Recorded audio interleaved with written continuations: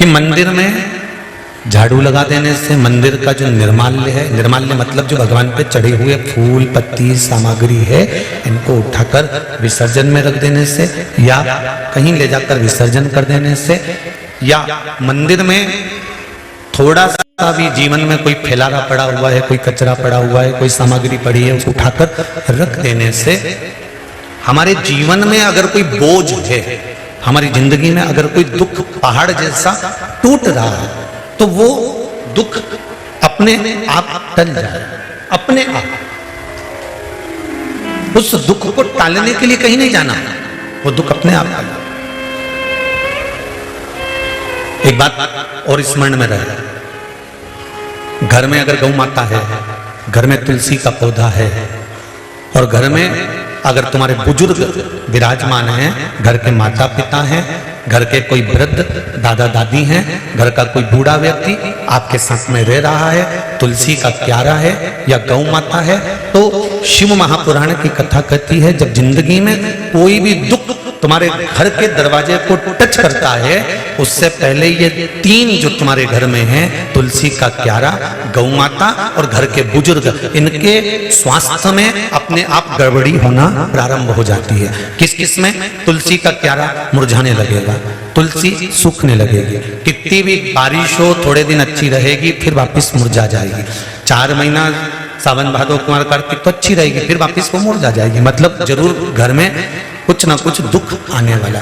गौ माता बार बार बीमार पड़ रही है, गाय तुम्हारे घर में है, वो चारा नहीं खा रही है, पानी नहीं पी रही है, उसको कोई तकलीफ हो रही है, समझ लेना कि घर में कोई दुख आया होगा, उसने अपने ऊपर ले लिया होगा। घर के बुजुर्ग, घर के माता पिता, घर के बयो, घर के वृद्ध, ये जो घर में जो बड़े होते हैं ना, ये दिन भर बैठकर टीवी के सामने भले शिव पुराण सुनते हो, भजन करते हो, कीर्तन करते हो, मंत्रमाला करते हो, तो घर के बच्चों का, घर के बेटा बेटी का, घर के परिवार के व्यक्ति का सारा दुख ये अपने माथे पर ले लेते।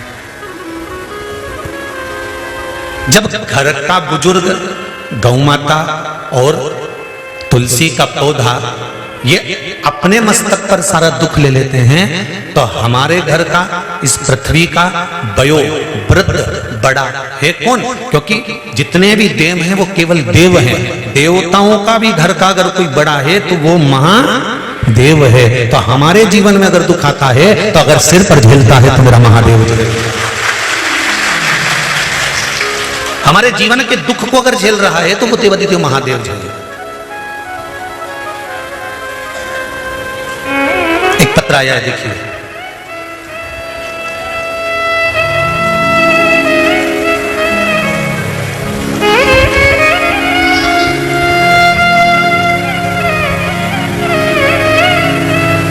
उन्होंने अखबार की कॉपी भी भेजी है, जो उनके साथ घटना घटी है, उसके अखबार की कॉपी भी उन्होंने इस पत्र में लगाई है। गुरुजी, मैं सुनील मिश्रा, नर्मदा नगर ग्राम जिला खंडवा का रहने वाला हूँ। कहीं बैठे हैं सुनील जी? कहीं बैठे हो तो हाथ हिलाइएगा, दोनों हाथ हिला दीजिएगा। अगर सुनील, अच्छा इधर बैठे हो, ठीक है, दिख गया। हर हर महादेव, दिख गए? इस साइड से दिख रहा है, हाँ, दोनों हाथ हिला दो।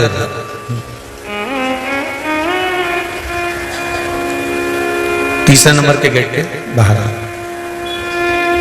मैं सुनील मिश्रा, नर्मदा नगर ग्राम जिला खंडवा का रहने वाला हूँ। गुरुजी, बाबा भोलेनाथ ने मुझे और मेरे परिवार को जो दिया है, उसे मैं अपने मुख से क्या बोलूं, इसलिए पूरे परिवार के साथ बाबा कुबेर भंडारी को दंडवत करने आया हूँ। आपका परिवार आया है सुनील जी? सब लोग बैठे हैं यहीं पर जी? जहां भी बैठे हैं उनको भी बहुत बहुत साधुवाद।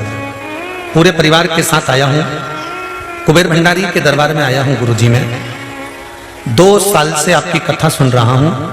3 महीने पहले कुबेरेश्वर धाम आया था अपनी शादी की कामना के लिए, और गुरुजी भोले बाबा ने मुझे कुछ और दे दिया। गुरुजी, 6/7/2022 को मेरा पूरा परिवार के साथ ऐसी दुर्घटना हुई। गुरुजी, मैं खंडवा शादी से आ रहा था, मेरा पूरा परिवार मेरी गाड़ी में था। गुरुजी, काल सामने आ गया। एक पशु को बचाने के चक्कर में गाड़ी एक खाई में गिर गई, और शायद उस गाड़ी को जिसने देखा यही कह दिया कि इसमें कोई बच्चा ना होगा। अखबार तक में उसकी न्यूज छपी, पर मेरे बाबा ने मुझे और मेरे परिवार को बचा लिया। मेरा पूरा परिवार यहाँ धोख लगाने आया। परिवार बैठा है आपका? सब हाथ हिला दो परिवार वाले साथ में। हर हर महादेव। बैठिए बैठिए स्नेह मिश्रा जी बैठिए। बहुत बहुत साधु। गुरुदेव, शिव की भक्ति किसको कहते हैं? काल तो आता है। कल भी कथा में कहा था मृत्यु निश्चित है आएगी। कब, कहां, कैसे काल सामने आकर खड़ा हो जाए इसका कोई समय निश्चित नहीं है।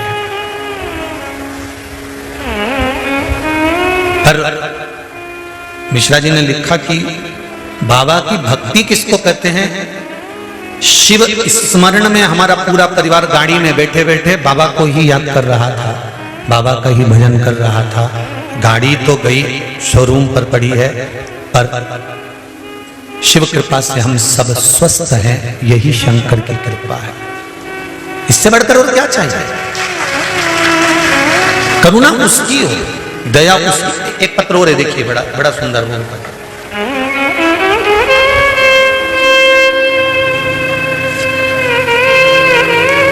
प्रेम नारायण जी सोरमबाई महेश्वरी, ग्राम भमूरा, तहसील जिला आष्टा, मध्य प्रदेश से आई हैं। कहीं बैठी हो तो हाथ हिला देना। आप ही हैं?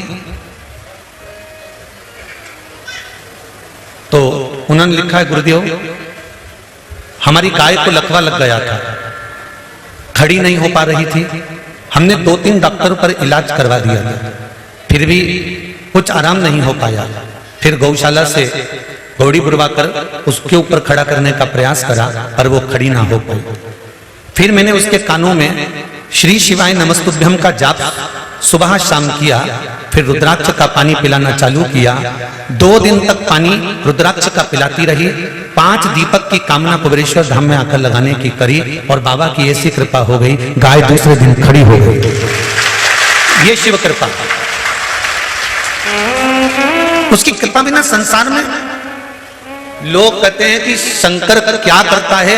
हम कहते हैं कि जिस दिन तुम्हारी दुख का घड़ी हो, जिस दिन तुम्हारा कष्ट का समय हो, उस दिन एकांत में बैठकर मेरे कालाधिपति महाकाल को, मेरे काशी विश्वनाथ को, मेरे कुबेरेश्वर महादेव को, मेरे बाबा देवादिदेव महादेव को दिल से याद करना। दुख की वो घड़ी आएगी जरूर, टच होकर कब निकल जाएगी मालूम नहीं पड़ पाएगा और जीवन सार्थक हो जाएगा। ये निश्चित है। ऐसा नहीं कि नहीं आएगा। तो तेरी कृपा बिना ना हिले एक भी लेते हैं सांस, तेरी कृपा से तनो तनो। आज सुबह से कांवड़ यात्रियों का आना चालू है। आप लोग भी यहाँ पर होंगे तो सब जगह से कांवड़ यात्री आ रहे हैं धीरे। एक छोटा बच्चा भी आया, कहाँ बैठा हुआ? ये भी कांवड़ लेकर आया आष्टा से। आओ जरा इधर आओ। कहाँ है तुम्हारी कावड़? जय हो। जोरदार ताली बजाओ। आष्टा से पैदल चलकर आया है बच्चा। एक बार जोरदार ताली बजाओ इस बालक के लिए।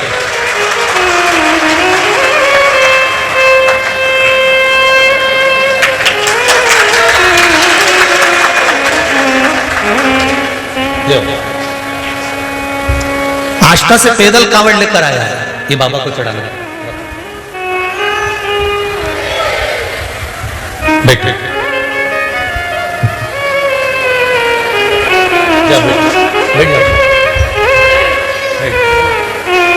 शंभो शरणे पड़ी मांगो घड़ी रे घड़ी, दुख काटो दया करे दर्शन आपो। शिव की कृपा बिना संसार का कोई पत्ता हिल नहीं सकता, यह निश्चित है। बस आप उसको दिल से याद करिए, आप उसको दिल से पुकारिए, आप उसका स्मरण दिल से करिए, वो दिल से आपके सामने आकर खड़ा हो जाएगा। आप दिल से पुकारो तो उसको।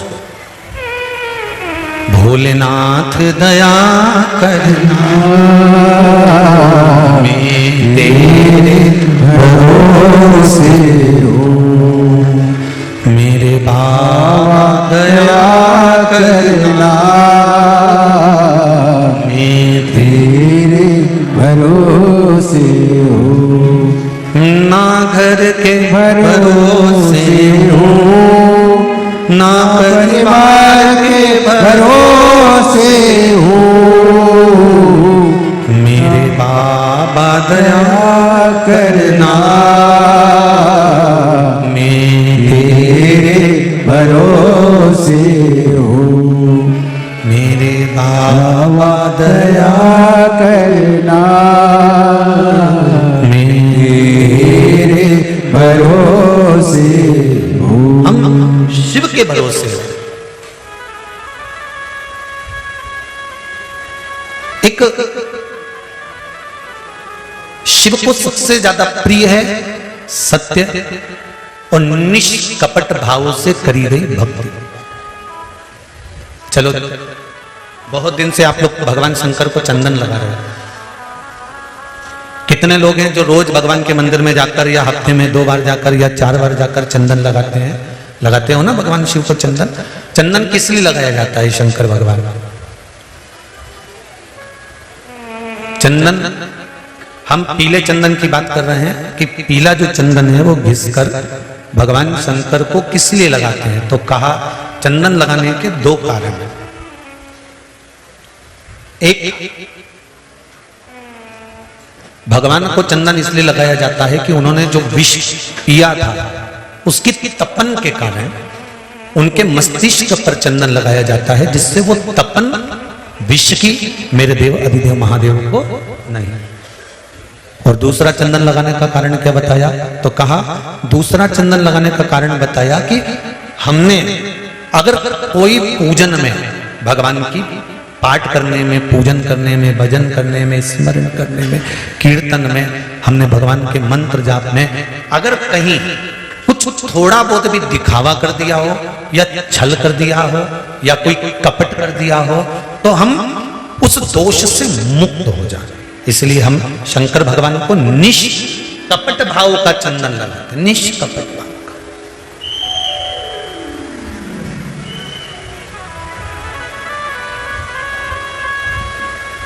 जिसमें कोई कपट ही नहीं है, उसमें कोई कपट का काम नहीं, कोई कपट नहीं, उसमें कपट का कोई तत्व ही नहीं। इसलिए शायद शिव महापुराण की कथा में बारंबार कहा जाता है, शंकर भगवान के पावन प्रसंगों में बार बार कहा जाता है, राम कथा के अंतर्गत बारंबार अपन श्रवण करते हैं कि भगवान को पाने के लिए निर्मल मन सो मोहि भावा, मोहि छल छिद्र कपट ना भावा। भगवान की कथा कहती है कि मुझे निष्कपट भाव से, आपके पास में कुछ है कि नहीं है। यदि शंकर भगवान की कथा कहती है आपके पास में कोई वस्तु है तो आप भगवान को समर्पित करो, नहीं है तो छोड़ो।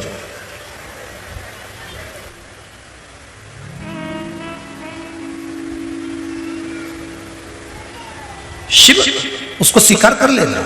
एक प्रसंग आता है,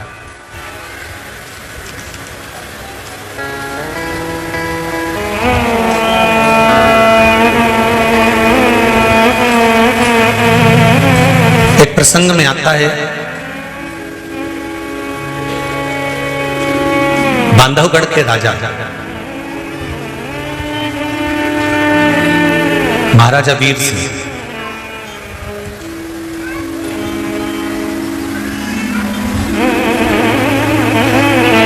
जो भगवान शंकर के उपासक हैं और उनकी धर्मपत्नी वीर सिंह की धर्मपत्नी, वो भी शंकर मंदिर में जाकर नित्य प्रति भगवान शंकर के शिवलिंग के ऊपर चंदन का लेपन करती।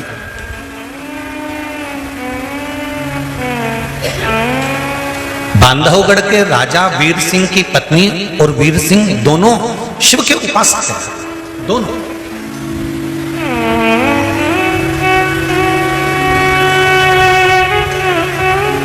दुनिया के लोगों ने भेद कर दिया कि ये शंकर जी वाले हैं, ये राम जी वाले हैं, ये कृष्ण जी वाले हैं, ये देवी जी वाले हैं, वो देवता जी वाले हैं, वो ये वाले हैं, वो वाले हैं। ये दुनिया के लोगों ने भेद कर दिया। पर भगवान के दरवाजे पर कोई भेद है क्या? और अच्छे से समझ लीजिए, गुलाब जामुन खाओगे तो भी पेट में जाएगी, इमरती खाओगे नहीं, वो कान में चली जाएगी।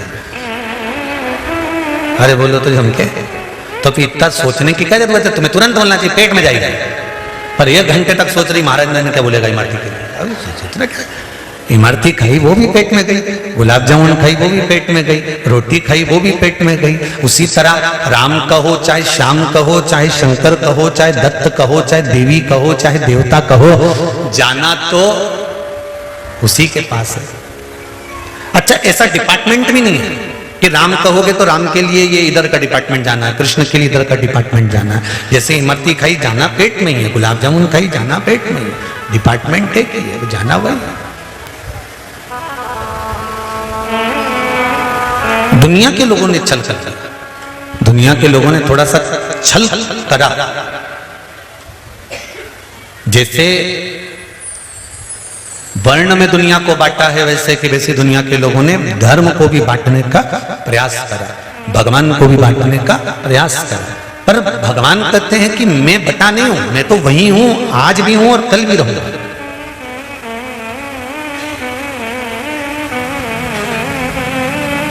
राजा वीर सिंह की धर्मपत्नी और राजा वीर सिंह दोनों शंकर भगवान के उपासक हैं, शिव की भक्ति का स्मरण करते हैं, शंकर का गुणगान करते हैं, शंकर की भक्ति में डूबे रहते हैं, शिव भक्ति में डूबे रहते हैं। राजा था धर्मात्मा, पुण्यात्मा था।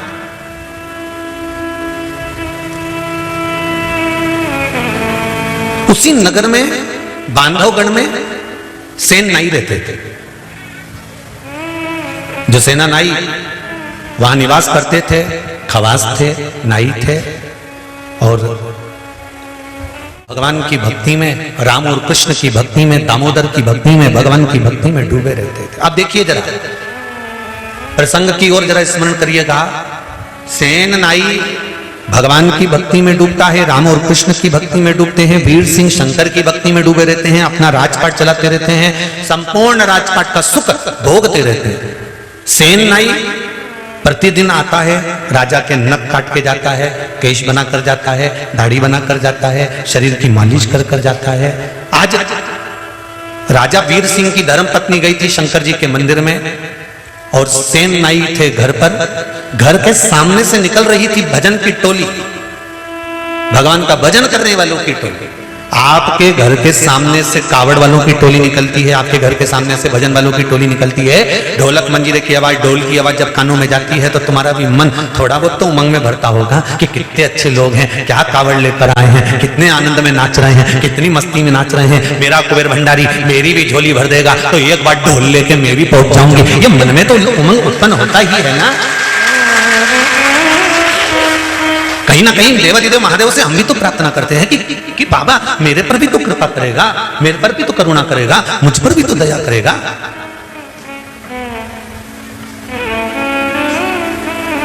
और जितने भी आयो ना विश्वास मान कर आयो, कुबेरेश्वर बाबा की धरा पर आयो, बाबा से कहकर जरूर जाना बाबा 3 महीने में वापस यहीं पर बुला लेना, ये तेरी कृपा चाहिए बस। फिर आऊं बारंबार, ये बक्से बंद पड़े तुम्हारे, इनमें आवाज नहीं बिल्कुल भी। फिर आऊं बारंबार आऊं, ऐसी कृपा करना मुझ पर, ऐसी दया करना मुझ पर कि मैं आ जाऊं और तेरी कृपा से आऊं, तेरी दया से आऊं। बाबा देवादिदेव महादेव से विनती करो, मेरे भोले दया करना, मैं तेरे भरोसे हूं, मैं तेरे भरोसे हूं। वीर सिंह की धर्म पत्नी भगवान शंकर की आराधना कर रही है, वीर सिंह भी शिव की आराधना में लगा रहने वाला है और सेन नाई सत्संग में डूबने वाला, संकीर्तन में डूबने वाला, सेन नाई भगवान की अविरल भक्ति में डूबने वाला। सामने से कीर्तन मंडली जा रही थी, उसमें शामिल हो गए। प्रतिदिन समय पर राजा की मालिश करने जाते थे, राजा के केश काटने जाते थे और बाल बनाने के लिए नाखून काटने जाते थे। आज सत्संग मंडली में डूब गए, नहीं जा पाए। पत्नी को यह अंदाजा था कि मेरे पति को क्रोध बहुत आता, वीर सिंह को क्रोध बहुत आता था।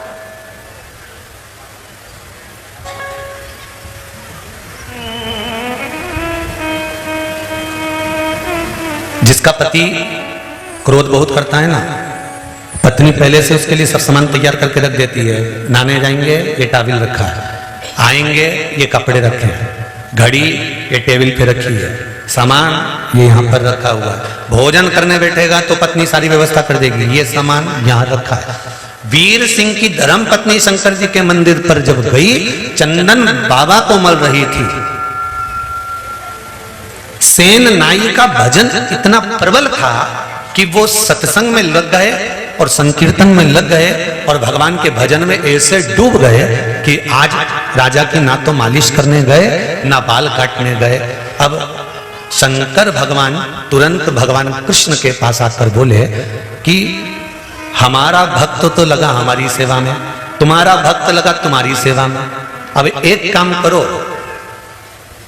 या तो मैं खवास बनूं या तुम खवास बनो। अब दोनों में से कोई एक खवास बन जाए, कोई एक नाई बन जाए।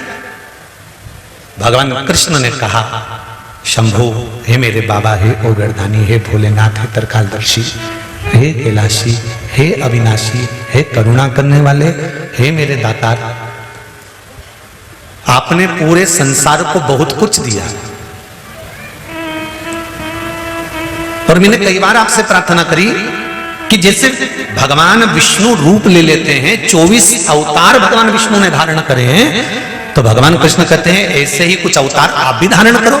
पर भगवान शंकर कहते हैं कि भगवान विष्णु रूप बनाकर पृथ्वी पर प्रकट हो सकते हैं, जन्म ले सकते हैं। शंकर भगवान कह रहे हैं मैं तो पहले से ही पृथ्वी पर विराजमान हूं, तो मैं रूप कैसे रख सकता हूं? मैं कैसे रूप रखूं?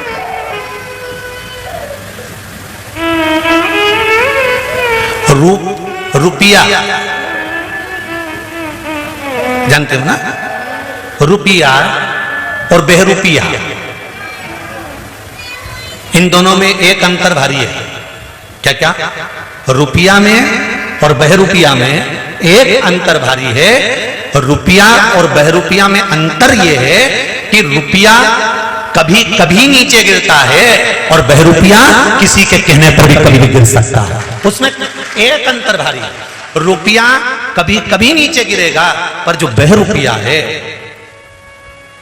ये बार बार रूप बदल कर रहा, बार बार रूप बदल कर गला पकड़ रहा है बाबू, बहुत ज्यादा, बार बार रूप बदल कर कभी भी ये गिर सकता है। रुपया और बहरूपिया में एक अंतर भारी है महाराज, और वो बड़ा प्रबल है, बहुत।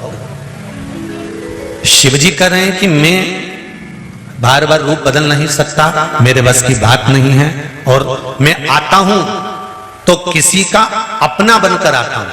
अब मैं करूं तो करूं क्या, क्योंकि मैं मृत्यु लोक में रहता हूं।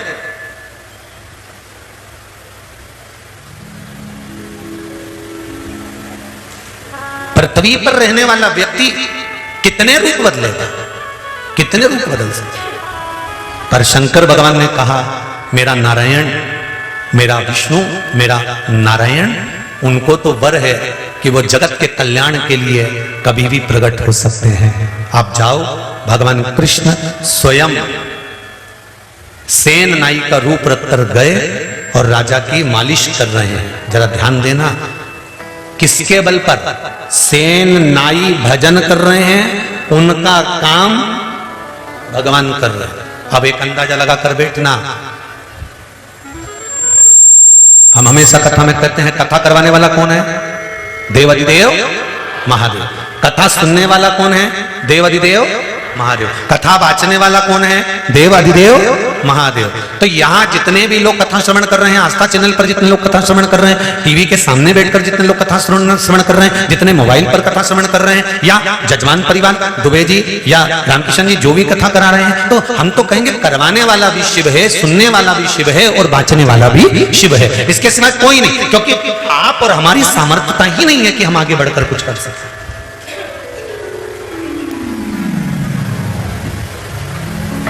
सेन नाई कीर्तन में डूबे हुए हैं और उनकी जगह पर भगवान विष्णु, भगवान नारायण राजा वीर सिंह के शरीर की मालिश कर रहे हैं।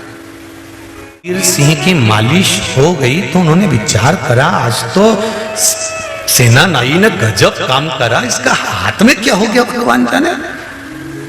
अच्छा, जो काम तुम्हारा नहीं हो रहा और वो एकदम कोई आए और तुम्हारा काम हो जाए तो तुम सोच में तो पड़ जाओगे, इतने दिन से अटका था, इतनी बार मैंने प्रयास करा पर नहीं हुआ, तो एकदम कैसे हो गया? समझ में नहीं आया ये इतना जल्दी काम हुआ कैसे? तो वो काम किसी दूसरे ने नहीं करा, वो काम करने वाला अगर वीर सिंह की मालिश करने के लिए मेरा नारायण आ सकता है तो विश्वास पक्का रखना, तुम्हारे दुख को हरने के लिए भी मेरा विश्वनाथ आ सकता है, आएगा।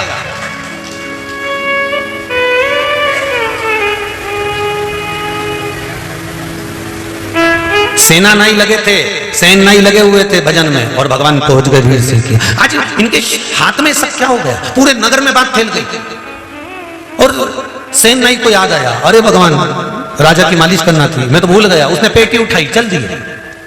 जैसे ही पहुंचे दरवाजे पर तो द्वारपालों ने कह दिया, वाह वाह आज तो तुम्हें मुद्रा मिलेगी, आज तो तुम्हें खूब निछावर मिलेगी। ओहो, लग गया सेनानाई को आज फांसी की सजा मिलेगी, क्योंकि मैं तो आया ही नहीं था।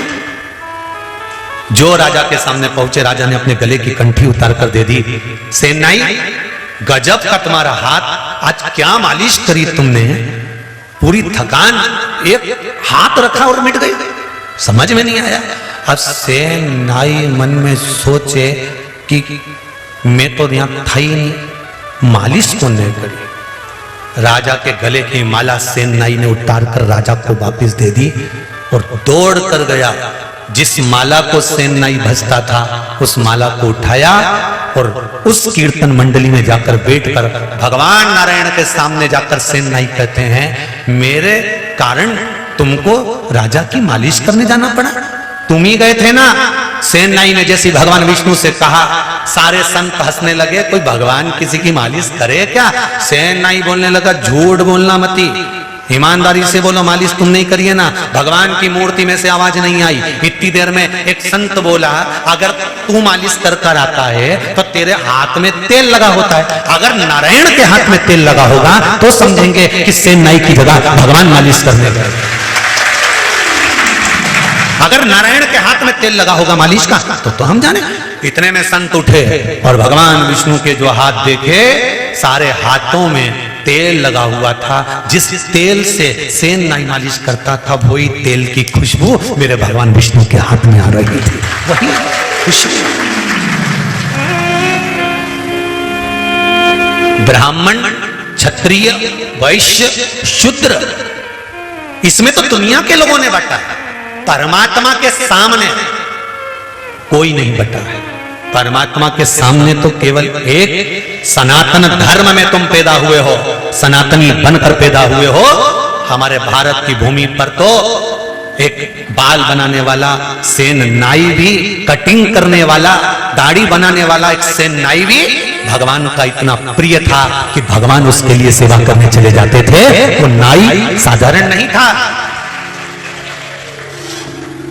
हम कई बार कथा में कहते हैं, जो सेन समाज के हैं, नाई समाज के हैं, जो खमास आदि में आते हैं, उनसे कहेंगे तुम्हें जिंदगी में कभी ये मत सोचना कि तुम दाढ़ी कटिंग बनाते हो, तुम जिंदगी में ये मत सोचना कि तुम लोगों की मालिश करने जाते हो। अरे तुम्हें जिंदगी में सबसे ज्यादा गौरव महसूस होना चाहिए, तुम्हें वो आनंद की अनुभूति होना चाहिए कि भगवान नारायण ने तुम्हारे लिए एक अवतार लेकर मालिश करने के लिए गए थे। जरा विचार करिए, तुम्हारे लिए, तुम्हें तो और गौरव महसूस होना चाहिए, तुम्हें आनंद महसूस होना चाहिए। किसके लिए परमात्मा ने? हाँ, एक छोटी सी एक साधारण भी अगर कोई है और उसकी भक्ति में अगर बल है तो भगवान प्रकट होता है, भगवान सामने आता है। वो तो दुनिया के लोग भले कह दें कि ये जात बुरी, वो बात बुरी, ये बुरा, वो बुरा, पर मेरे भोलेनाथ के आगे, मेरे शंभू के आगे सब बराबर है। उसके लाखों दीवाने बड़े से बड़े उसके चरणों में कंकड़ माटी से पड़े, कोई छोटा नहीं उसके आगे, कोई छोटा नहीं, उसके आगे सब सब। महाराज,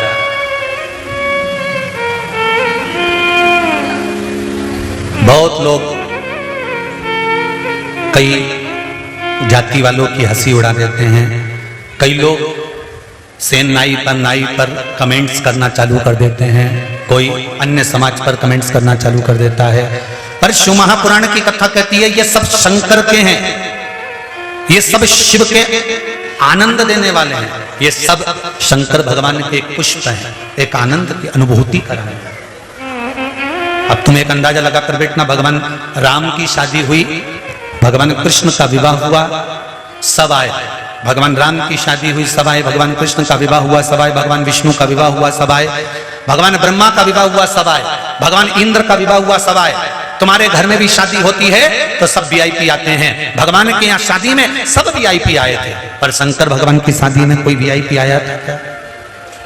सबसे पहला इनविटेशन कार्ड शंकर भगवान ने अगर किसी को दिया था तो शमशान में जाके चुड़ैलों को दिया था।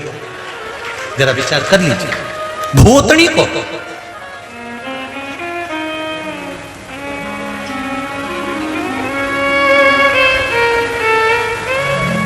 गणों को, भूत प्रेत डाकनी पिशाचनी जितने, सबको ले जाकर भगवान ने इन्विटेशन दिया, सबको। तो कहे ना,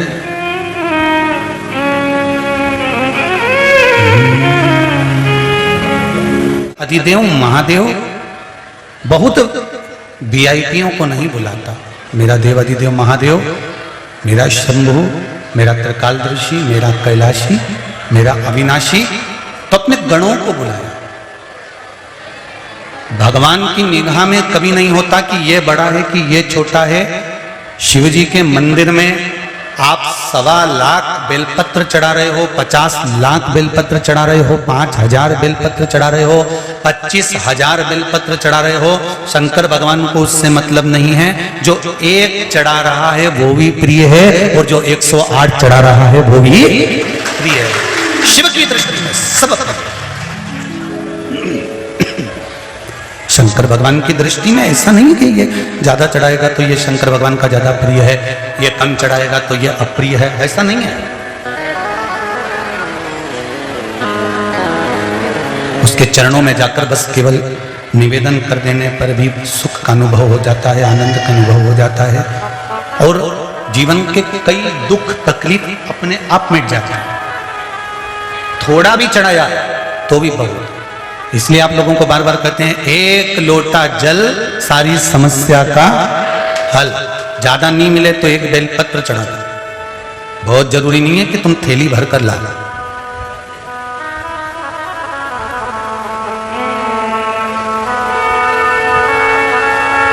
अचार, तुम्हारे यहां मेहमान आता है तो अचार एक कटोरी भर के देते हो कि एक चम्मच से देते हो? बोलो, जम के बोलो।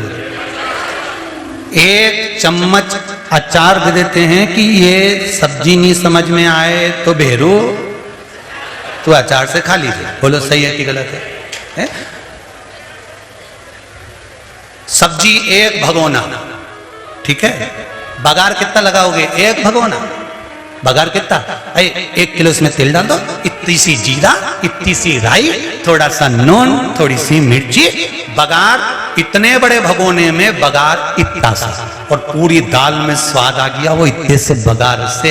इतना भगोना भर के दूध, दही बनाने में जामन इतना सा जामन डाला, 1 भगोना दूध, दही बन गया। इतना सा बघार लगाया, इतनी दाल में स्वाद आ गया।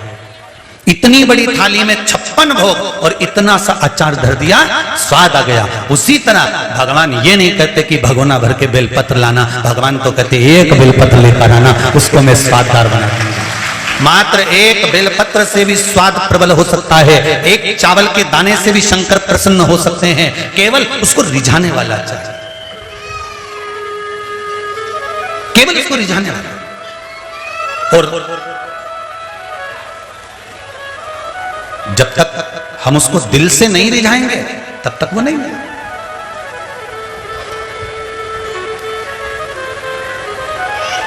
पर सोना कितना भी कीमती हो जाए उसमें सुगंध आएगी क्या? नहीं। वो भले 50,000 रुपए तोला हो जाए, चाहे 40,000 रुपए तोला हो जाए, चाहे 1,000 रुपए जितना लाखों में हो जाए, उसकी कीमत जरूर है पर उसमें सुगंध नहीं है। फूल की कीमत नहीं होती पर उसमें सुगंध होती है। उसी तरह तुम डॉक्टर बन जाओ, पढ़ लिख कर इंजीनियर बन जाओ, कलेक्टर बन जाओ, एसपी बन जाओ, तुम्हारी मर्जी, बड़े बड़े से बड़े पद पर सीए, कलेक्टर, एसपी, डीएसपी, जिस पद पर बैठना है तुम्हें उस पद पर बैठ जाओ। तुम पढ़ाई कर कर कीमती तो बन सकते हो, सोने जैसे कीमत वाले भी हो सकते हो, पर जब तक तुम्हें अपने परिवार के संस्कार नहीं होंगे तब तक तुम्हारी कीमत किसी काम नहीं होगी। संस्कार की सुगंध होना चाहिए। फूल में सुगंध होती है, भले उसकी कीमत नहीं हो, पर वो कीमत वाला बन जाता है मात्र सुगंध से। सोने में कीमत होती है पर सुगंध नहीं होती। आभूषण सोने के भी बने, आभूषण फूल के भी बने, पर इसमें सुगंध है, इसलिए यह भगवान को प्रिय है और आनंद है। इसीलिए कहते हैं कि खूब पढ़ो लिखो, खूब मेहनत करो, कर्म करते जाओ। कल भी कथा में कहा था सब कर्म करो, कर्म करने में पीछे मत हटना, कर्म करने में पीछे ना, खूब मेहनत करो। और मेहनत के साथ में देव अधिदेव महादेव से विनती करते चले जाओ कि बाबा मैं तेरे भरोसे पर हूं, तेरे साथ, तेरे भरोसे के बिना कुछ नहीं।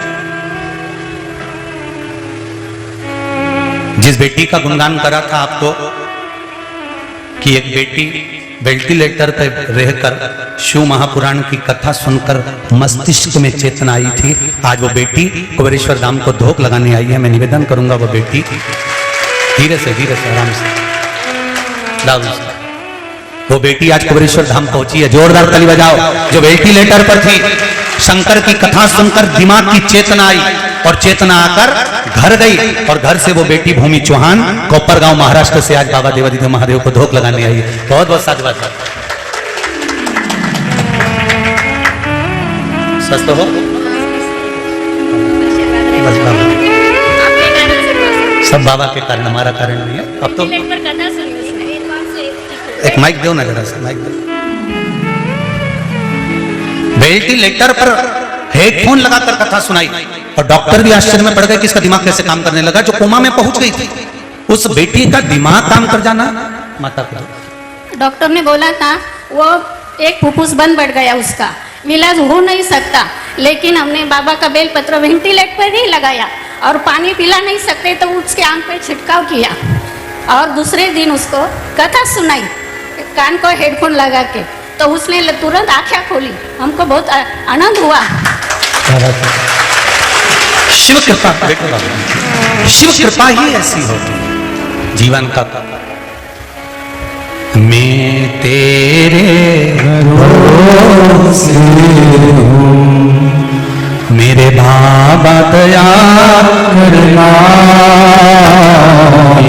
तेरे भरोसे हूँ। मात्र उसका स्मरण कर लेना। अब जरा विचार करो कि वेंटिलेटर पर पड़ा हुआ व्यक्ति और हेडफोन लगा देना और उसकी श्रवण शक्ति में जो कोमा में पड़ा है और उसकी चित्तवृत्ति में भगवान वापिस चेतना, कोई दूसरा नहीं आता करने वाला, कोई नहीं। फिर कहेंगे एक डॉक्टर और है, वो वो शिव बैठा है सम्मुख में, वो आता है, कब जाता है पता नहीं पड़ता। हम तो इस व्यासपीठ से रोज आपको मना करते हैं कि अभी निर्माण कार्य प्रारंभ है, चल रहा है, यहाँ व्यवस्था इतनी नहीं है, तो भी तुम लोग आते हो। तो ये सीहोर वाले प्रदीप जी मिश्रा के भरोसे पर नहीं आते, तुम अगर आते हो तो मेरे कुबेर भंडारी के भरोसे पर आते हो। उसको धोख लगाने के लिए, उसको प्रणाम करने के लिए, उसको नमन करने के लिए। सामर्थ्यता हमारी नहीं है, दिल से उसका भजन करो, स्मरण। बस मेरे बाबा को दिखावा प्रिय नहीं है। आपने पूरे कुबेरेश्वर धाम में घूमकर देखना, कहीं दिखावा नहीं मिलेगा तुमको। जैसा यहां से बोलते हैं वैसा की वैसे आपको वहां मिलेगा, खिचड़ी प्रसाद मिलेगा, दर्शन नहीं है, मूर्ति कंकर शंकर है, जो है सामने, जैसी व्यवस्था है आपकी है, आप कर रहे हो, या जो है वो सामने। ये जजमान भी आए होंगे तो इनको भी यही कहा होगा, आप आ रहे हो, व्यवस्था जैसी मिल रही है उसके अनुसार पाइएगा, उसके अनुसार रहिएगा। बस जो बाबा करा देगा उसके अनुसार, दिखावा नहीं, जो है सामने। शिव तत्व ही है, शिव की कृपा ही है।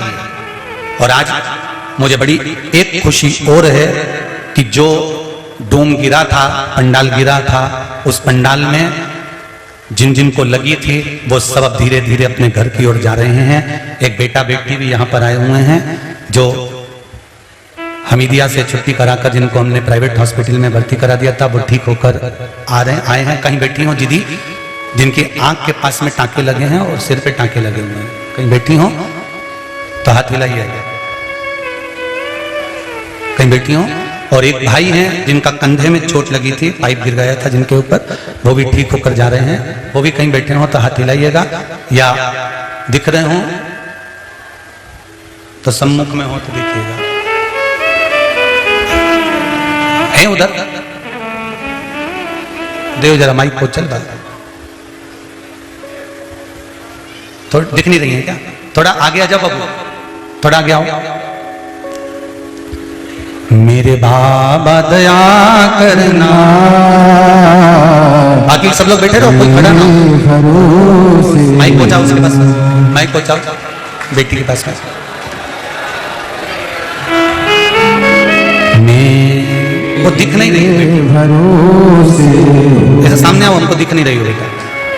मेरे बाबा दया करना, मैं तेरे भरोसे हूँ। बाबू थोड़ा सामने आओ। हाँ, श्री शिवाय नमस्तुभ्यम। श्री शिवाय नमस्तुभ्यम गुरुजी। अब आपका आंख के पास जो टांके लगे थे वो ठीक है बाबू? हाँ ठीक है गुरुजी, पापा ने मुझे बचा लिया और आपका आशीर्वाद बहुत साथ दिया। ठीक है, पर रोना नहीं है, अब रोना नहीं है, रोना नहीं है। अब तो बाबा की कृपा हुई है ना, तो टांके वगैरह ठीक तो हो गए। और सिर पे आपके घाव लगा था, यहाँ से हमीदिया भेज दिया था आपको। हाँ ठीक है ना, आराम तो है। मुझे यहाँ सीहोर शिफ्ट किया। माइक पास में लो, माइक।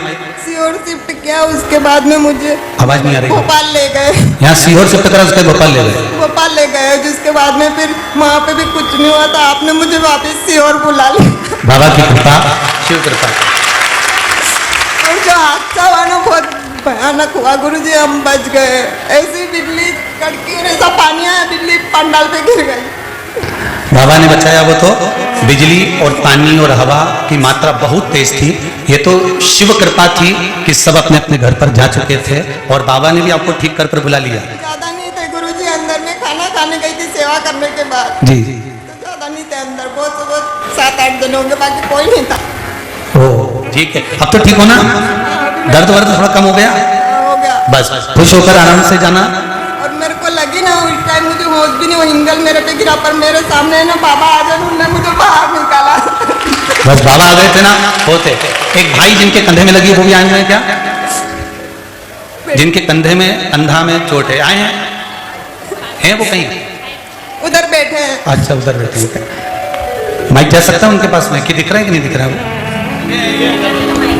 हाँ दिख रहा है, थोड़ा सा ऊपर आओ, उनके कंधे में लगे ना, ध्यान रखिएगा, धीरे से आइएगा। शंभू हर हर महादेव। कहाँ है? बुलाओ उनको, धीरे से आराम से खड़े हो। हाँ धीरे धीरे खड़े हो। माइक लो। श्री शिवाय नमस्तुभ्यम बाबू। श्री शिवाय नमस्तुभ्यम। कैसा है कंधा आपका? बस बढ़िया है गुरुजी, ऑपरेशन सफल रहा? सफल हो गया।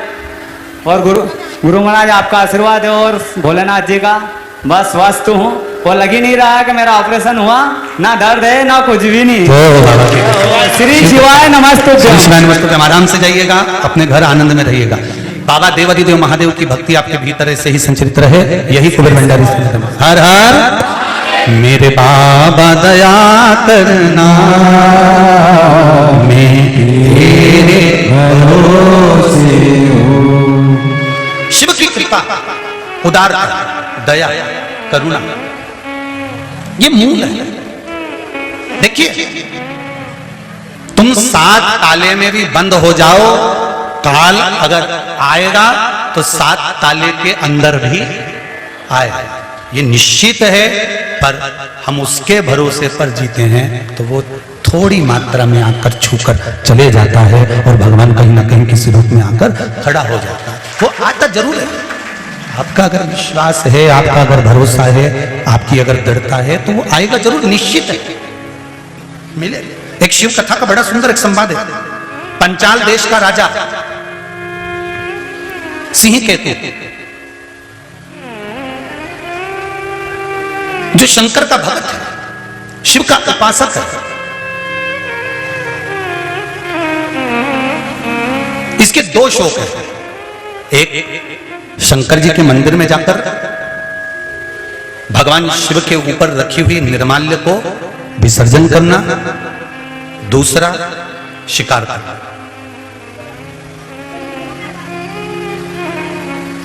अब शिकार करने भी जाता है, मंदिर भी जाता है।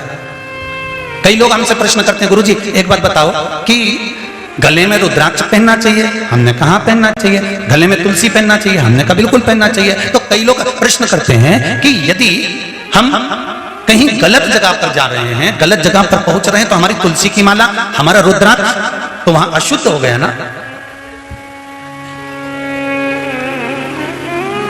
शिव कथा कर,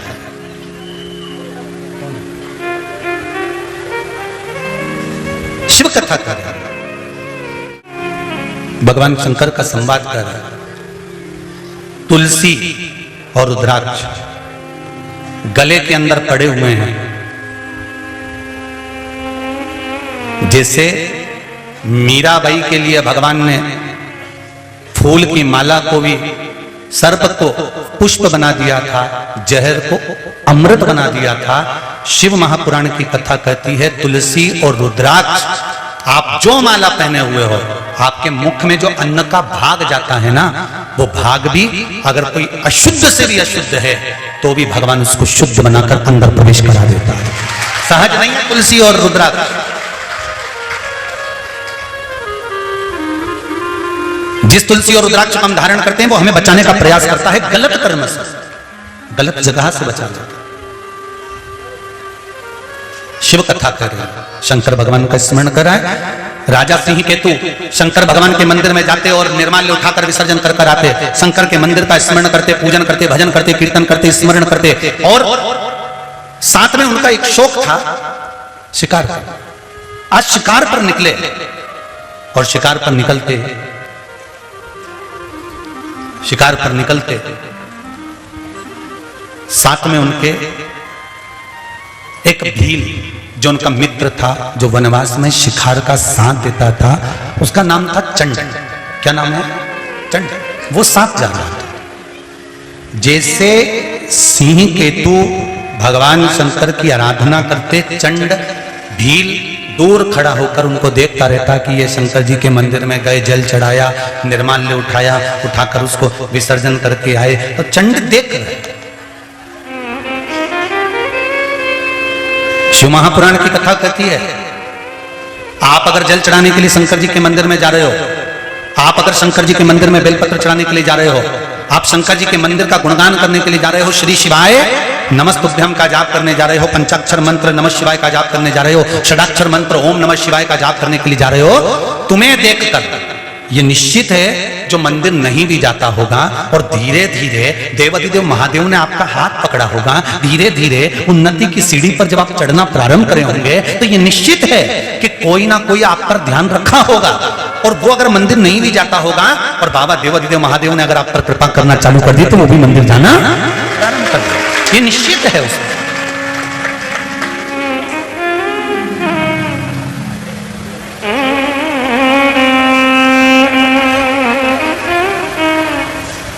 फिर एक बात कहेंगे, आप किसी से मत कहो कि तुम पड़ोसन से तो बिल्कुल मत कहना कि तुम मंदिर चल, तुम तो क्यों मती, तुम तो खुद जाओ और सिर पे पल्लू लेके और बढ़िया बंठन के आनंद से पटरी मटरी सब खोस खोसा के फिर शंकर जी के मंदिर जाओ।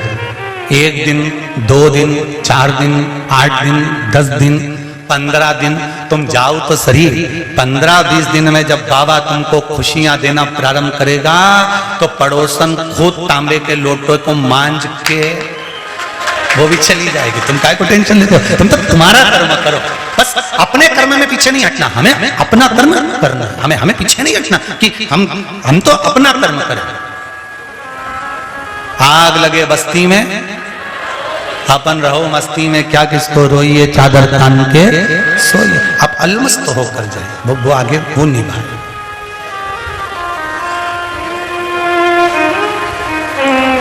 महाराज चले सिंह केतु ने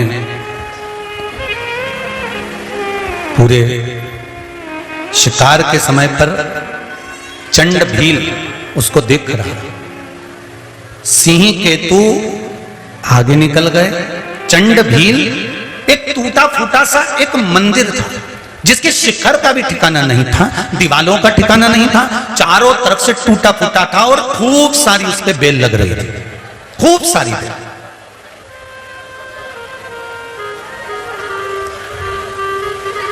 पहले शंकर जी के जितने ओटले थे, जितने मंदिर थे, इन मंदिर और ओटलों के फोटो अगर पुराने हो तो निकाल कर देखना। और आज शिव पुराण सुनने के बाद उन मंदिरों और ओटलों के फोटो देखना तो आपको खुशी महसूस होगी कि लोग मंदिर के दरवाजे पर खड़े हैं। पहले जिन मंदिरों में लोग नहीं जाते थे, आप अकेले उस मंदिर में जाते थे, उस मंदिर में कोई नहीं आता था, आप अकेले जाते थे। आज उसी मंदिर में आपको भी लाइन लगाना पड़ती है जल चढ़ाने की।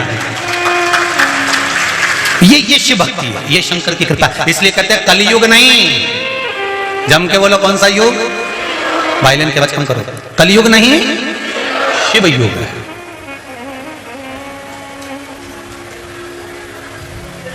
ये साधारण सा युग नहीं आया है। अभी तो कलयुग भी विचार में होगा, मैं कहां जाऊंगा, करना क्या है। कलयुग को भी टेंशन है कि सतयुग आया, त्रेता आया, द्वापर आया, राज्य तो हमारा आया था, किसका, अरे जम के तो बोलो कलयुग का। पर कलयुग को क्या मालूम था कि बीच में सप्लीमेंट्री आ गया और ये शिवयुग बीच में आ गया। और केवल शिवयुग ऐसे ही नहीं आ गया, नीचे से लेकर ऊपर तक बड़े बड़े सिंहासन पर बैठे हुए राजा भी आज शंकर का गुणगान कर रहे हैं, शिव मंदिर में जाकर शंकर का स्मरण कर रहे हैं, शंकर की पूजन कर रहे हैं। साधारण नहीं है।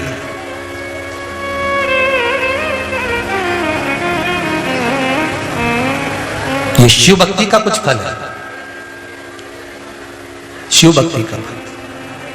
शिव कथा कहती है, खंडेरा टूटा हुआ मंदिर, बेलें लटक रही हैं, पत्तियां पड़ी हैं, कचरा पड़ा, और चंड भील उस मंदिर में प्रवेश कर गया। और भील ने अंदर जाकर क्या देखा, जलाधारी तो यहां रखी है और शिवलिंग वहां पड़ा हुआ दूर, शिवलिंग दूर पड़ा हुआ।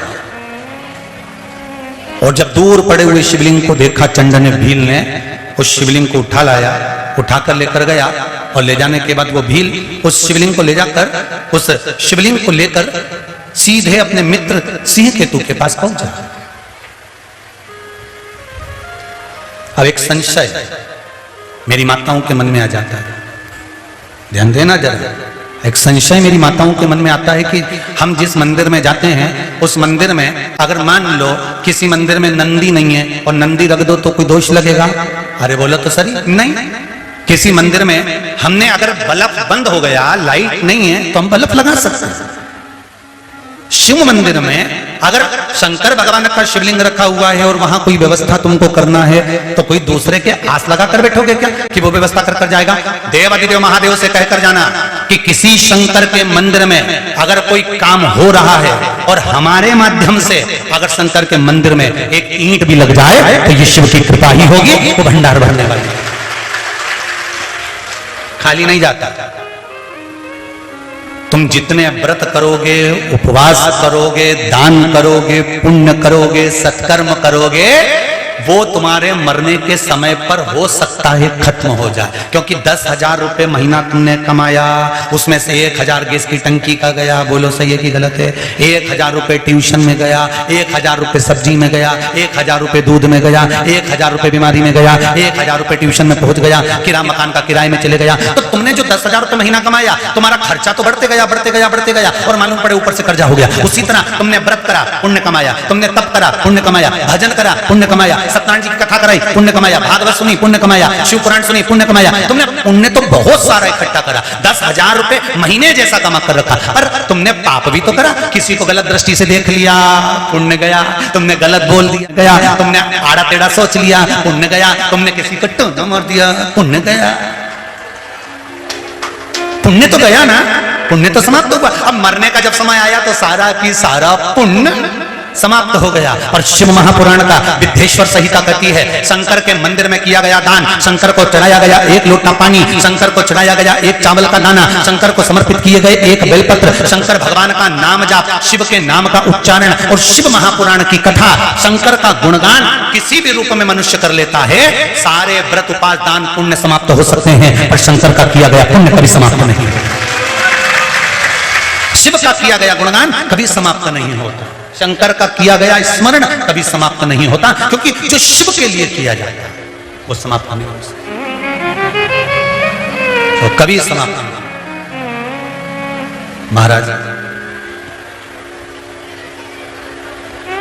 सिंह केतु से कहा, भील चंड सुनो, सिंह केतु वो एक शिवलिंग मिला है मुझको, और वो जलाधारी से दूर पड़ा हुआ था और मैं उस शिवलिंग को लेकर आ गया हूं, उठाकर लाया हूं, आप देखो कैसा है।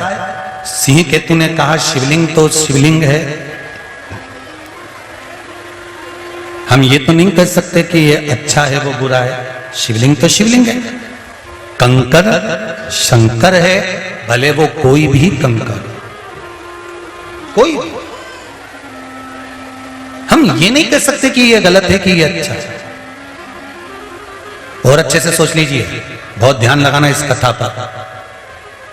26 तारीख को आप जो पार्थिव शिवलिंग का निर्माण करोगे, या अभी बहुत पूरे दुनिया में शिवलिंग का निर्माण चल रहा है, बोलो सही है गलत है? जगह जगह पर बड़े बड़े शहर, नगर, गांव, मोहल्ले सब दूर पार्थिव शिवलिंग बन रहे हैं, कहीं लाख बन रहे हैं, कहीं 1000 बन रहे हैं, कहीं 1 करोड़ बन रहे हैं, कहीं 20 करोड़ बन रहे हैं, सब दूर शिवलिंग बना रहे हैं। शिव पुराण कहती है, शिवलिंग बनाते समय हमारे भीतर ये अहंकार नहीं आना चाहिए कि मैंने जो शिवलिंग का निर्माण करा वो अच्छा था, पड़ोसन ने बनाया तो ऐसा बना दिया, ढेल ढप्पा धर दिया। नहीं, पड़ोसन ने तो नंदी नहीं बनाया, पड़ोसन ने तो ये नहीं बनाया, पड़ोसन ने तो जलाधारी सही नहीं बनाई, पड़ोसन ने तो सांप सही नहीं बनाया, पड़ोसन ने तो ये सही नहीं बनाया। नहीं, पार्थिव शिवलिंग का जब हम निर्माण करते हैं उस समय पर शिवलिंग बनाने वाले तुम होते ही नहीं। शिवलिंग बनाने के लिए चाहे पुरुष शिवलिंग बना रहा हो, चाहे स्त्री शिवलिंग बना रही हो, जिस समय पर हम पार्थिव शिवलिंग का निर्माण करते हैं उस समय पर माता पार्वती तुम्हारे हृदय के अंदर आकर बैठ जाती हैं और वो शिवलिंग का निर्माण करती हैं। आप शिवलिंग का निर्माण नहीं कर सकते, आप शिवलिंग नहीं बना सकते, माता पार्वती खुद आपके भीतर विराजमान होकर शिवलिंग का निर्माण कराती है। अब पार्वती तो पार्वती अकेली थोड़ी ना है, पार्वती के तो कई जन्म हुए, कभी कात्यायनी, कभी कुष्मांडा, कभी स्कंदा, कभी सती, कभी उमा, इतने रूप रखे। तो शंकर भगवान का भी अलग अलग स्वरूप है। महाकाल में जाकर देखो तो इतना बड़ा शिवलिंग है, काशी में जाकर देखो तो इतना बड़ा शिवलिंग है, और सब दूर घूम के त्र्यंबकेश्वर चले जाओ तो ढूंढते रह जाओ। बोलो सही है कि गलत है? तो शिवलिंग तो शिवलिंग, कोई ने छोटा बनाया, कोई ने बड़ा बनाया, कोई ने मोटा बनाया, कोई ने पतला बनाया, कोई ने भारी बनाया, तो ये हम नहीं बनाते, ये बनाने वाला तो मेरा देवाधिदेव महादेव पार्वती के माध्यम से जो शिवलिंग का निर्माण करवाता है वो मूल। अब उसमें हमको ये अहंकार नहीं आना चाहिए कि मैंने जो शिवलिंग बनाया वो श्रेष्ठ है, मैंने जो बनाया वो अच्छा है। नहीं नहीं नहीं, उसने जो शिवलिंग बनाया या हमने जो शिवलिंग बनाया या हम जिस मंदिर में पूजन करने जा रहे हैं, कोई मंदिर नया और पुराना नहीं है। हम जहां शंकर का गुणगान करेंगे शंकर वहां पर हाजिर है, हर कंकर में शंकर समाया है। उसमें ढूंढने की जरूरत नहीं कि अच्छा कि वो बुरा। महाराज हम उसको ढूंढ रहे हैं, शिव पुराण कर कहा ये शिवलिंग मुझको मिला है, मैं इसको उठा कर ले आया हूं, इस शिवलिंग का मुझे क्या करना चाहिए आप बताओ। तो सिंह केतु ने पूछा कि तुम क्या चाहते हो वो बताओ। तो कहा मैं इस शिवलिंग की पूजन करना चाहता हूं। पूजन? हाँ करो। मैं अपने घर ले जाऊं इस शिवलिंग को? हाँ ले जाओ। कैसे पूजन करना है? 1 लोटा जल चढ़ा देना, चंदन लगा के बेलपत्र चढ़ा देना, फूल चढ़ा देना, ओहो बस भोग लगाना, बाबा की जम के बोलो जरा आरती उतार देना।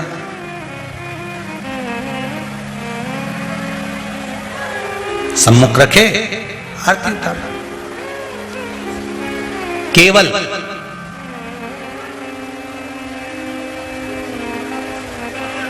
पशुपति व्रत के जो दिए लगाए जाते हैं उनको नीचे रखकर प्रज्वलित कर दिया जाता है।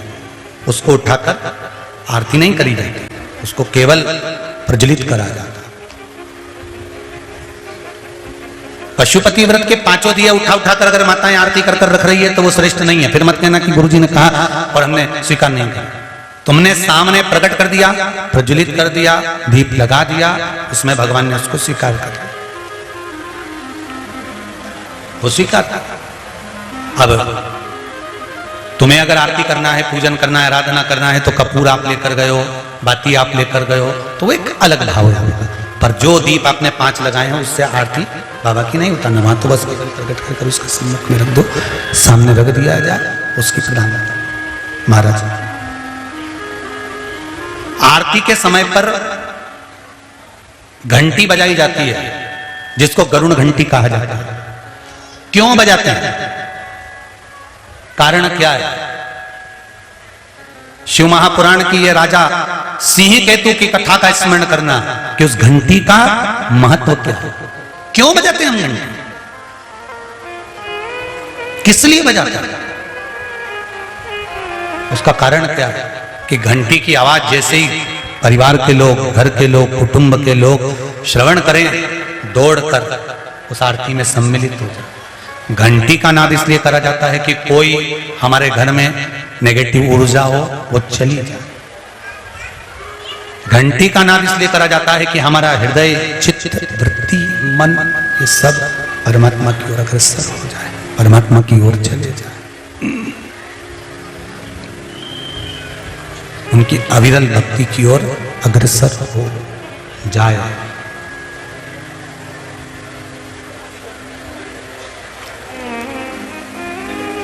चंड भील जाने लगा। राजा सिंह केतु को लगा कि मित्र है, थोड़ी सी हंसी कर ले, और हंसी उड़ाने के चक्कर में, थोड़ी सी हंसी करने के चक्कर में सिंह केतु ने कह दिया, जा रहे हो ऐसी पूजन कर लेना। और सुनो, शंकर भगवान को प्रतिदिन ताजा चिता की भस्म लगती है, चढ़ा। कैसी भस्म? ताजे चिता की भस्म लगती है शंकर भगवान को चढ़ाना।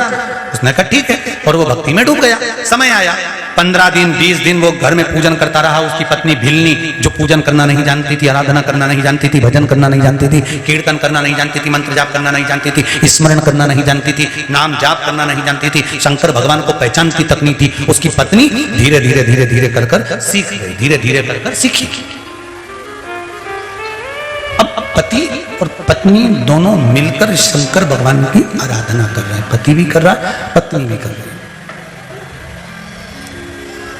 दोनों आराधना कर। बाबा सब दुख काटो मारा, ओ बाबा सब दुख काटो मारा, शिव शंकर जपो तेरी माला, भोले बाबा जपो तेरी माला, भोला सब दुख काटो मारा, ओ बाबा सब दुख काटो मारा। महाराज भिलनी भी भगवान शंकर की आराधना में लग गए, भील भी भगवान शिव की आराधना में लग गए।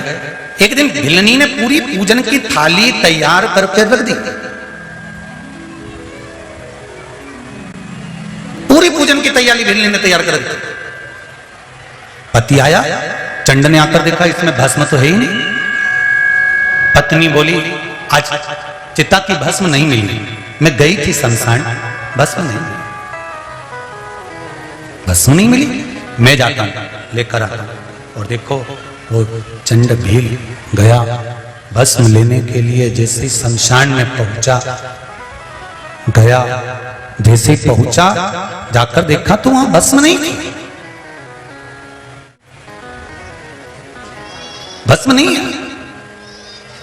अब इसको ये नहीं मालूम कि भस्म नहीं है, तो अपन को एक काम करना चाहिए कि भगवान के भरोसे पर छोड़ देना चाहिए कि जो कुछ भी तूने दिया है मेरे शंभु, जो तूने मुझे प्रदान करा है मेरे बाबा, वो मैंने यहां समर्पित करा है।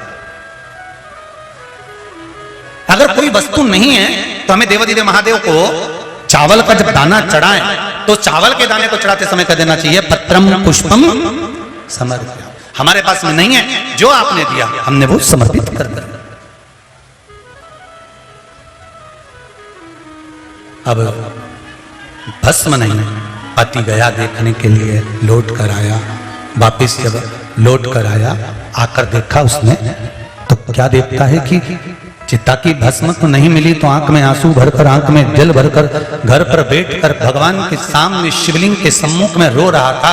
पत्नी ने पूछा हुआ क्या, ये तो बताओ, आज भस्म नहीं मिली है, भस्म नहीं मिली तो मत मिलने दो, क्या दिक्कत है, हम एक काम करते हैं कुछ और चढ़ा देते। नहीं नहीं, मेरा नियम टूट जाएगा, भस्म तो मैं चढ़ाऊंगा। तो भस्म कहां से आई? पत्नी ने समझाया पति को, पति बोला मैं मर जाता हूं, अगर तुम चले जाओगे तो भस्म कौन चढ़ाएगा फिर शिव को। इतने में धर्म पत्नी ने कहा एक काम करते हैं अपन एक काम करते हैं, क्या एक काम करें, ये मकान, ये घर पुराना हो गया है, इस घर में मैं आग लगाती हूं और इस घर के अंदर में प्रवेश कर जाती हूं। मैं जब जलकर भस्म हो जाऊं तो मेरी भस्म तुम शिव जी पे चढ़ा देना। और भिलनी मकान की 3 परिक्रमा कर कर घर में आग लगाकर उस घर में प्रवेश करने को तैयार हो गई, पर पति कहता है कि ऐसा मत करो। क्यों ऐसा कर रही हो? भस्म का अपन इंतजार करते हैं, कहीं ना कहीं भस्म तो प्राप्त हो ही जाए, कहीं ना कहीं भस्म तो प्राप्त हो ही जाए, कहीं ना कहीं भस्म तो मिल ही जाए। अपन इंतजार करते हैं, रुको अभी, कहीं ना कहीं से भस्म जरूर आए। पत्नी ने इंतजार करा, पति ने इंतजार करा, पर भस्म नहीं आई, भस्म प्राप्त नहीं हुई। पत्नी ने फिर पति को समझाया, भिल्ली ने मकान में आग लगाई, प्रवेश कर गई, भस्म तैयार हुई। पति आंख में आंसू भरकर शंकर भगवान के शिवलिंग पर भस्म चढ़ा रहा था। राजा को मालूम पड़ा कि मित्र तो मेरे जो हंसी ने कहा था, उसकी पत्नी भस्म होकर भस्म चढ़वा दी। आंख में आंसू सिंह केतु के भर गए, रोने लगा सिंह केतु कि मैंने जरा सी हंसी करी थी शंकर के भक्त के लिए, जरा सी हंसी।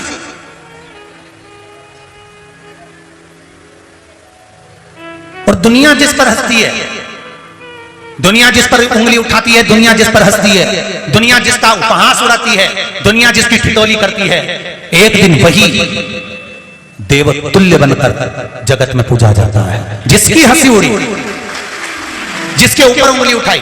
हनुमान जी महाराज लंका में गए, लंका में जाते से हनुमान जी महाराज को जब बंधन में बांध लिया, और बंधन में बांधने के बाद हनुमान जी की जो हंसी उड़ना चालू करी, अरे ये बंदर, ये बंदर, ये बानर कर कर कर लोग ताली बजाएं, हंसे, डोंडी बजाएं, नगाड़े बजाएं, बंदर बंदर कर कर हनुमान जी को पुकारने लगे, हनुमान जी को छेड़ने लगे। कोई हनुमान जी को यहां से पकड़े, कोई वहां से पकड़े, हनुमान जी की हंसी उड़ने लगी। और फिर लंका में जब हनुमान जी ने अपना जो स्वरूप वृद्धि करी, जो रूप बनाया, जो विशाल रूप का दर्शन कराया, तो सारे लंकापुर वासी हाथ जोड़ के थाली ले लेके आ गए। ये तो कहीं का देवता है, ये कहीं का देवता है। उड़ाए दुनिया के लोग हंसी उड़ाए, अपशब्द कहने वाले कहते रहे, ताने देने वाले देते रहे, आड़ा टेढ़ा कहने वाले कहते रहे, ये दुनिया की रीत है, कहने वाला कहता रहेगा। अब सिंह केतु ने हंसी उड़ाई, पत्नी उसकी मर गई, प्राण छूट गए, भस्म चढ़वाई।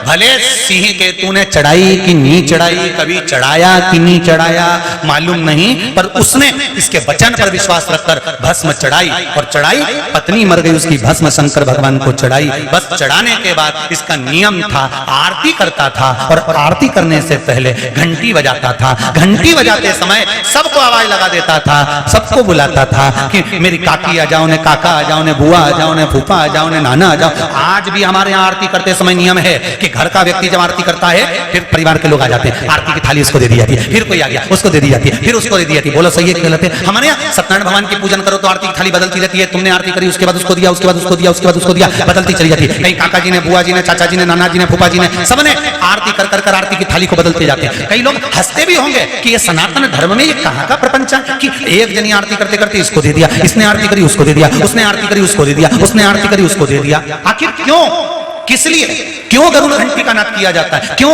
आरती में सबको बुलाया जाता है? तो इस सिंह केतु के मित्र चंड भील ने रोज का नियम था कि भगवान की आरती करते समय सबको बुलाता था, सबको बुलाता था। तो इसने सबको बुलाना चालू करा।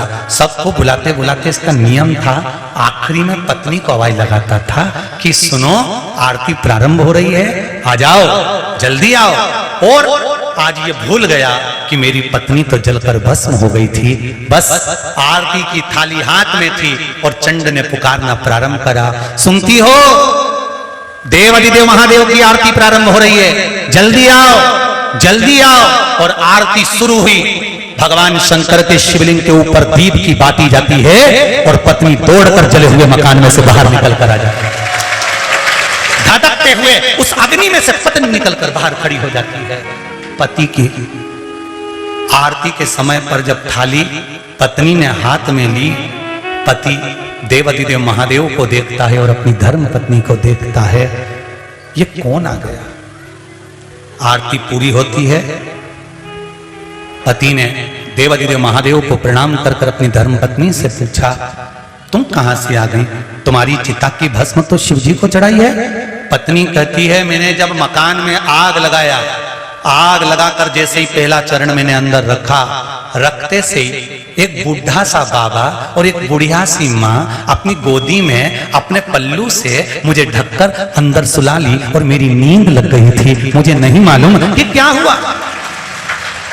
जैसे भी वो बहन ने कहा कि डूम गिरा, पंडाल गिरा, बिजली चमकी, पानी गिरा, हवा तेज चली, 15 मिनट में कहां तहस नहस हुआ।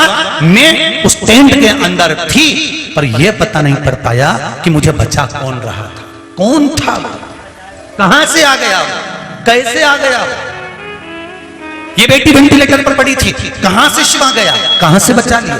वो गाय लकवा लग गया था, नीचे गिर गई थी, सारे डॉक्टरों ने कह दिया नहीं उठेगी, पर बाबा का नाम लेकर उठी तो सरीना। तो कहां से शिव आता है, कैसे शिव आता है, कहां पहुंच जाता है, ये मालूम तो पड़े।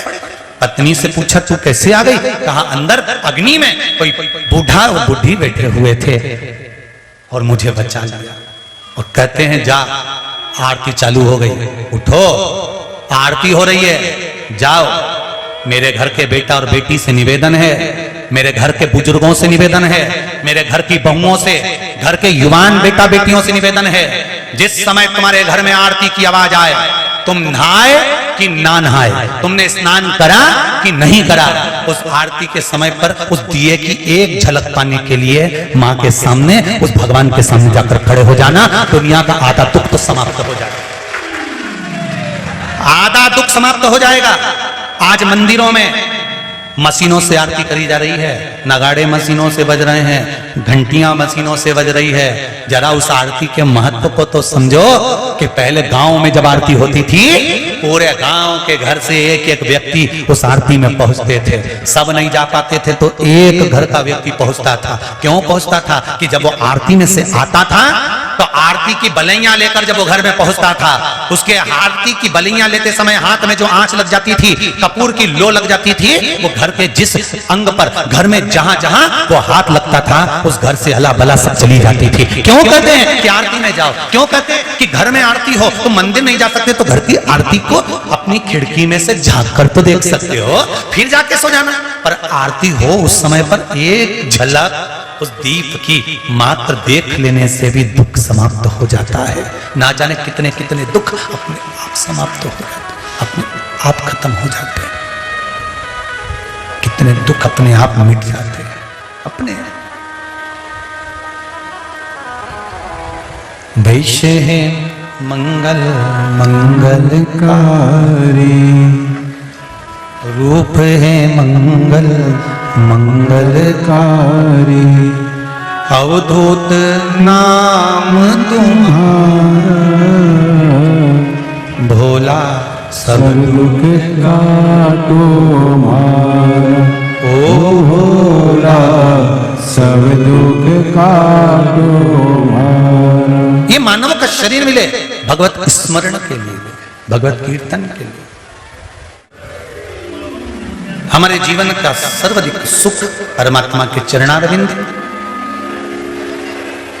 माता पार्वती जी की कथा कर रही है, शिव महापुराण वर्णन कर रही है, शिव जी की कथा कर रही है।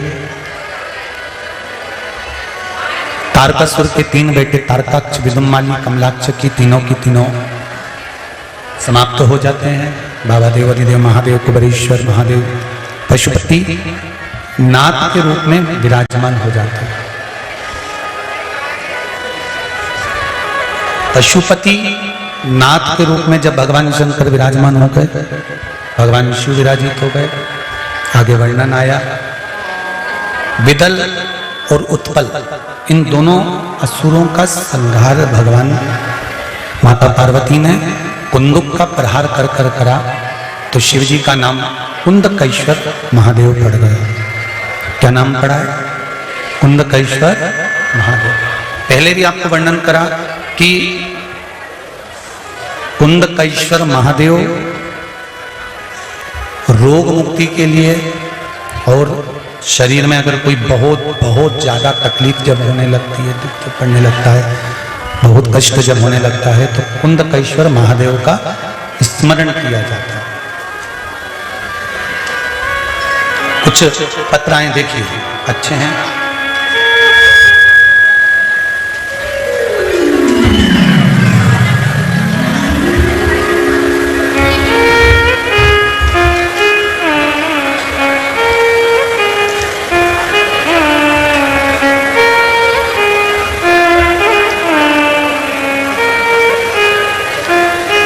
पुष्पा सेन इंदौर से हैं, कहीं बैठी हो तो हाथ हिला सकती हैं। पुष्पा सेन इंदौर से, आवाज पकड़ रहा है बाबू। पुष्पा सेन इंदौर से, कहीं बैठी हो तो दोनों हाथ हिलाएं। मैंने मेरी बहू की सोनोग्राफी 21/12/2021 को शंभू 21/12/2021 को कराई थी। उस सोनोग्राफी की रिपोर्ट में आया कि बच्चा मंदबुद्धि होगा। डॉक्टरों ने कहा कि बच्चा मत रखो। फिर हमने शिवजी पर जल चढ़ाना शुरू कर दिया। फिर हमने 7 दिन बाद फिर सोनोग्राफी कराई तो रिपोर्ट नॉर्मल आई। फिर मेरी बहू को 7वें महीने में ही डिलीवरी हो गई, पुत्र हुआ। बच्चा कमजोर होने के कारण डॉक्टरों ने उसे कम से कम 1 महीने भर्ती करने को कहा, रखा। फिर मेरी सासू जी ने सीहोर कुबेरेश्वर धाम लाने को मुझसे कहा और शिवजी पर जल चढ़ाकर उस पानी को बच्चे को कुछ मात्रा में दूध के साथ में 1-1 बूंद देना प्रारंभ करा।